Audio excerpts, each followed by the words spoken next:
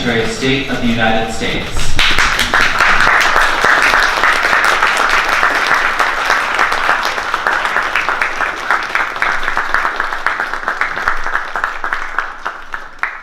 Thank you, and good morning, everyone.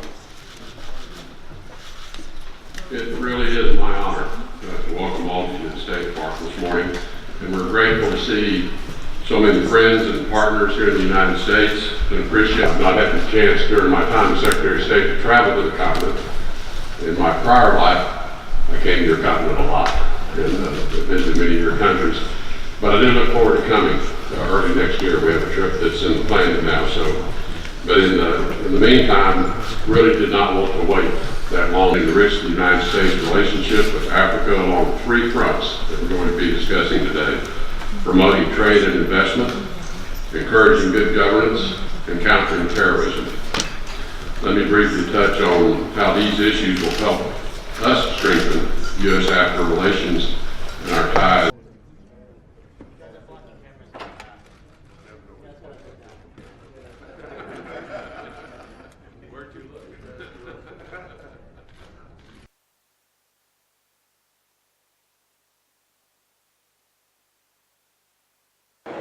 Je pense que nous avons eu une bonne rencontre ce matin avec l'ensemble des ministres africains et le secrétaire d'État des États-Unis sur des thèmes, je pense, qui sont d'actualité et qui sont structurants pour les économies africaines, notamment pour la Côte d'Ivoire. Et les thèmes, comme vous le savez, ont porté sur la promotion du commerce, également tout ce qui concerne les aspects de bonne gouvernance et la sécurité. Pour ce qui concerne la Côte d'Ivoire, comme vous savez,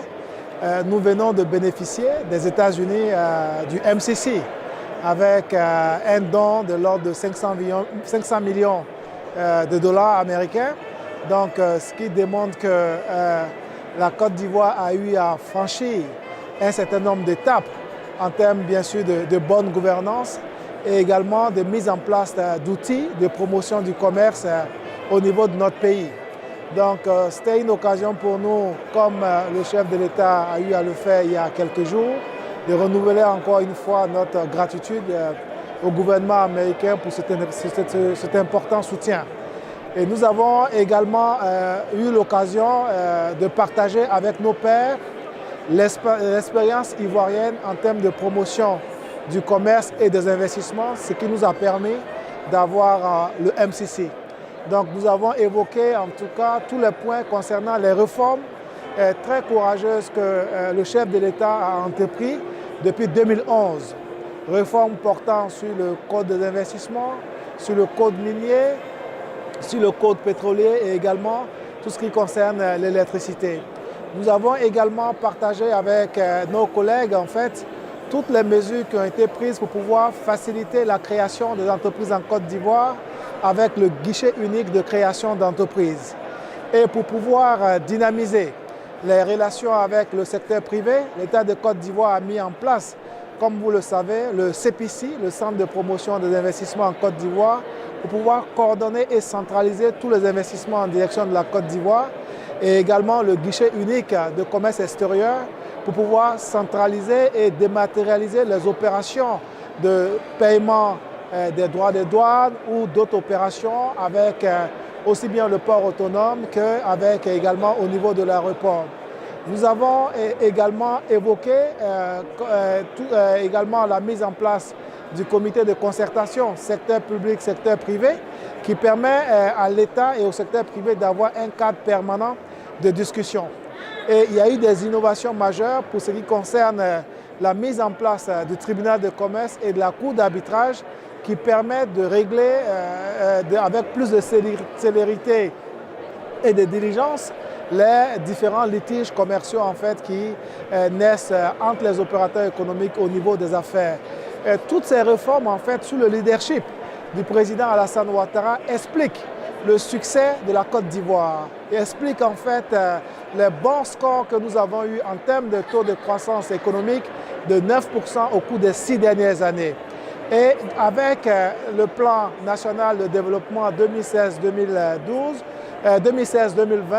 nous avons indiqué que le secteur privé y contribue pour plus de 66%. Et lorsque nous regardons les performances à fin décembre 2016, il y a des raisons d'être satisfaits, comme quoi nous maintenons le cap et l'objectif de 60 milliards de dollars pour 2020 devrait être réalisable. Tout ceci nous amène à projeter un taux de croissance de l'ordre de 8% au cours des prochaines années. Et pour ce qui concerne les relations avec les États-Unis, comme vous le savez, la Côte d'Ivoire est éligible à l'AGOA. La Côte d'Ivoire vient de se doter, comme vous le savez, d'une stratégie nationale d'exportation de l'AGOA. Et il y a eu une cérémonie il y a quelques semaines où le Premier ministre a indiqué nos objectifs pour l'AGOA qui consistent à passer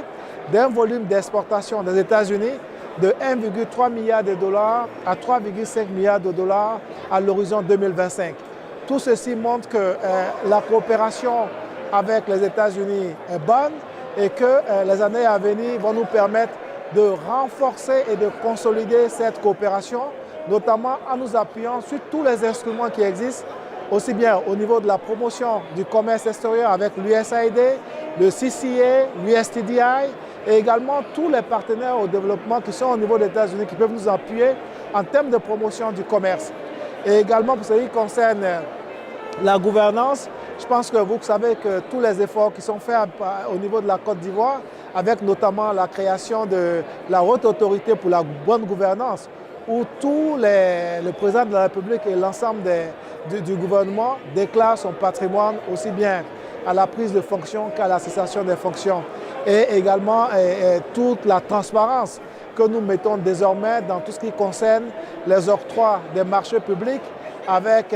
l'autorité de régulation des marchés publics qui veille à ce que les règles d'attribution des marchés publics également soient respectées. Pour ce qui concerne la sécurité, nous avons apporté notre soutien ferme au G5 Sahel parce que comme vous le savez, la Côte d'Ivoire a une frontière commune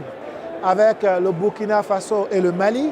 Donc tout ce qui concerne ces pays-là concerne la Côte d'Ivoire, d'autant plus que nos frontières sont poreuses. Donc vous vous rappelez tous l'attentat de Grand Bassam en mars 2016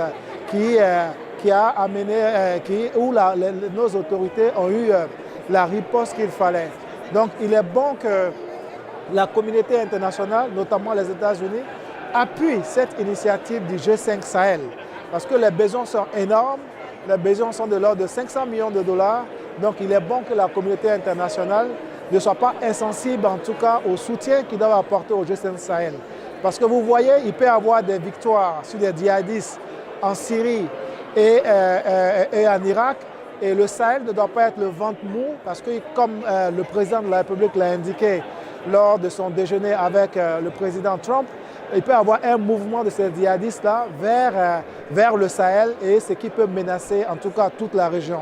Donc nous soutenons en tout cas toutes ces initiatives pour assurer la sécurité et la stabilité de nos régions. Donc voici un peu les points que nous avons évoqués. Et le secrétaire d'État Rex Tillerson